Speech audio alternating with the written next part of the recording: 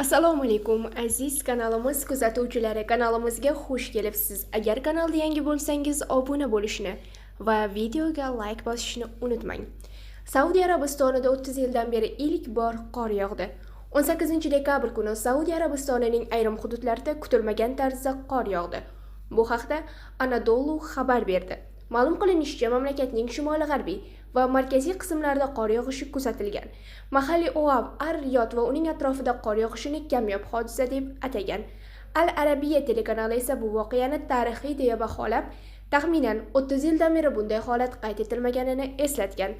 Qor yog'ishidan oldin sinoptiklar havo haroratining keskin pasayishi haqida ogohlantirgan. Shuningdek, mamlakatning ayrim hududlarida do'l va kuchli momaqaldiroq sababli qizil va to'q sariq darajadagi ob-havo xavfi e'lon qilingan. Maqolada aytilishicha, arab mamlakatlarida sovuq tushishi va kuchli yomg'irlar bilan kechayotgan kuchli ob-havo depressiyasi kuzatilmoqda. Ayrim joylarda qor yog'moqda.